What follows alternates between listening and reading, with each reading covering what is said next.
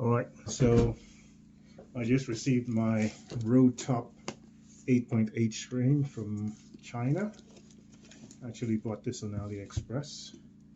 So this is going to be my unboxing of this device.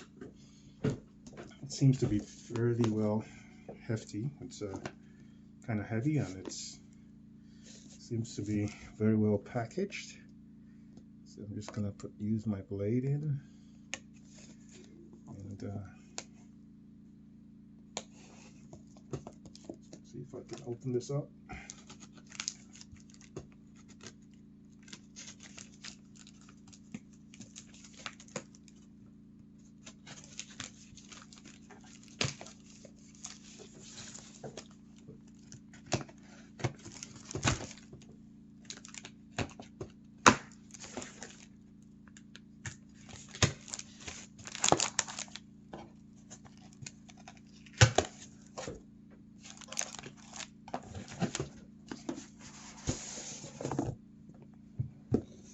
Wow. Packaging seems fairly okay. There's a bit of dent here. I wonder if this was dropped. Hopefully that didn't damage it. I would have expected like a plastic cover, but I guess not. It's made in China.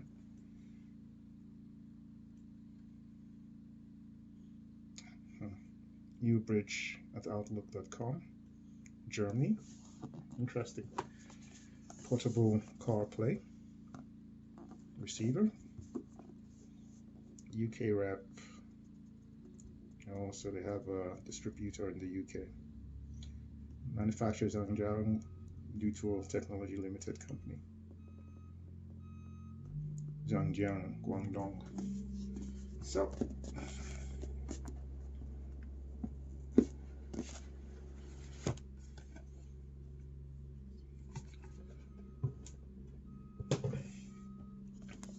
what do we have here? We have a user manual, so that's what it should look like. And, with these Chinese items, they usually have these types of user manuals.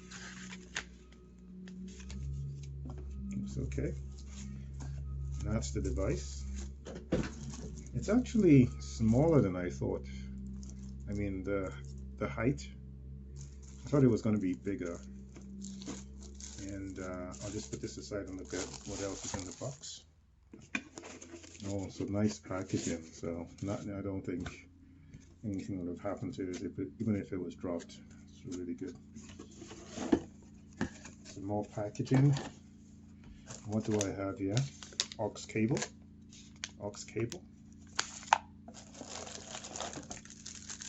the stand. Power cable with the switch. That's nice. A rear camera. Like all the videos I've seen on YouTube, seems to have everything. Yeah, with the double USB 12-volt splitter. The fixing mat. Oops. And the sticky surface thingy, whatever that is. So, no different from all the videos I've watched on YouTube. Has all the things there. I'm just gonna put this away. Put this aside. And let's go into the meat and potatoes of the device. Okay.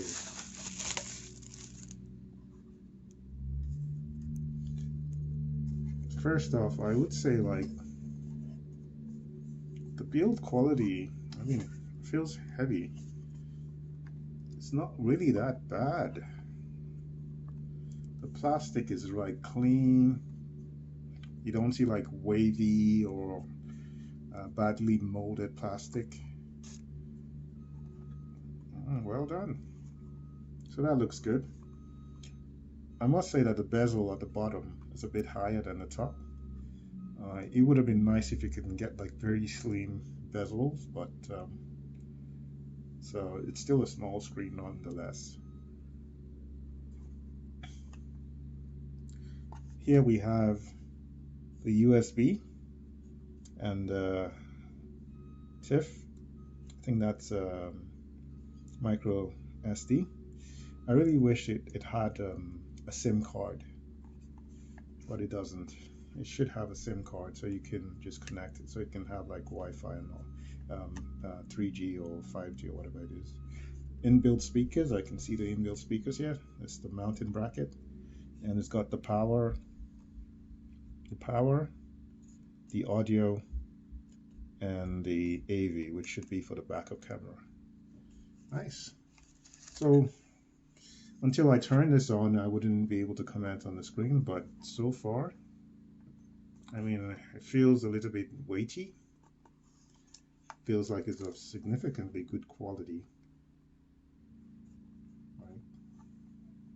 As compared to the other things I bought in, say, AliExpress.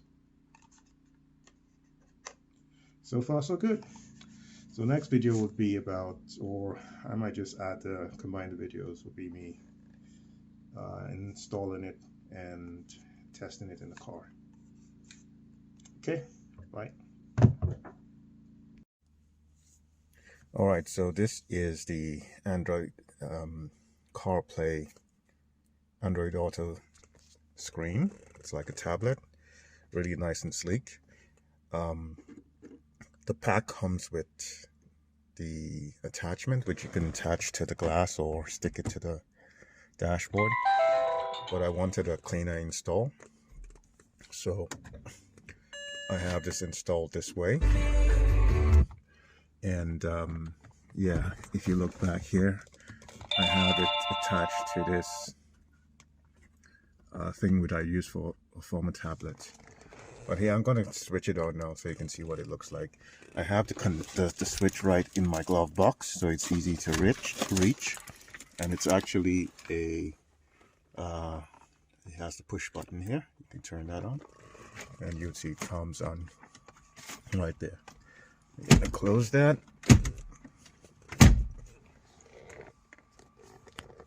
It just takes a few seconds for the screen to load. Currently, I have it set up for Android Auto wireless on my mobile phone, which I'm using for the recording. But I've switched off the Wi-Fi and the Bluetooth so it doesn't connect automatically. So you can see the screen. There's a little bit of a whir because it has a fan there to cool it. And that's okay, it's not too loud. When you start driving, you turn on the engine, you're not going to hear it. But if you're idling right now, I mean, if the engine is off and you're just sitting in the car, you can hear it whine just a little bit. The screen is quite clear. I mean, it's sufficient. It's good for purpose, right? It's clear enough. And it's quite responsive. Look at that, right? It's got like music, and this is for USB CarPlay connection. You need to connect your CarPlay. You can do that through USB connection or wirelessly. So I go back, same thing with Android. Connect with USB or wirelessly. Back home, you can mirror your phone. Again, you need to set that up, whether you're going with your iPhone or your Android. Wirelessly, a Bluetooth connection to see what's connected in there. So I've got the iPhone, I've got my Android device there as well. So multiple devices could connect and stored. Video, again, this is a USB AV in with the backup camera. If that's connected, you can see what's the view at the back and setting some information about display. It doesn't have a lot of configuration settings. When I initially got it, I thought I would have access to a lot of the Android's native settings, but no, it's just fairly limited to what you can do here. Factory mode, this is probably for during installation, setting up and so on. I really don't use anything here. There's certain things you can set, but I haven't had to use it out of the box. Go back to settings. So language, you can change the language. See, very responsive. Sound, you can adjust the sound. I really don't have to touch anything here. My sound system in my car is quite good. I might show you that if I'm able to record. The audio sender, FM transmitter. If you want to connect using the FM signal on your device, I wouldn't recommend that because that's not really good quality. Usually I would connect, in my setup now I'm connected via a cable, which is an aux cable from really at the back, and it goes into the dashboard and connects to the aux input of the stereo. So, and it's kind of clean, you don't have to see the cable. You can also connect via Bluetooth as well, so that's always an option, right? So yeah, general navigation, volume, so on, auto start, link app. Yeah, so I'm just gonna go back home, and that's quite a lot of, that's fairly basic. Now I'm gonna switch on my Android Auto, and I'll turn on the Wi-Fi on my phone and the Bluetooth, and hopefully it should connect automatically. Usually when you start the car, it will connect automatically. There you go. So it's starting to connect. It's starting to connect to Android Auto, and there you go. So you have your clock, you have the maps, and if you do that, you get your music. I use Plex. I have a server in my basement that serves me music, and I can listen to music all over that. So I'm just gonna play like a minute of this. Turn on my radio. Just go to and just play this for 1 second.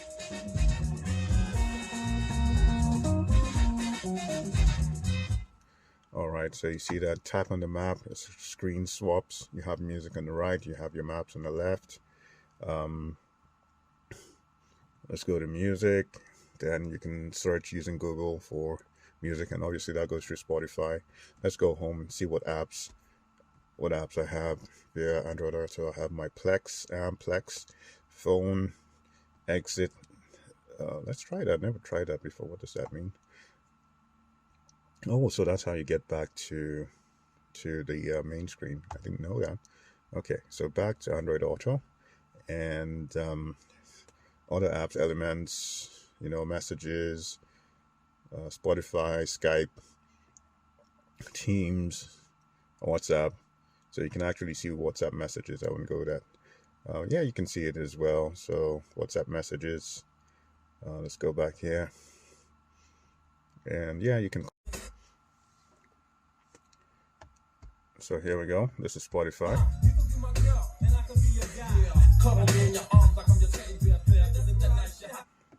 Alright, so all in all, I'm really happy with the device.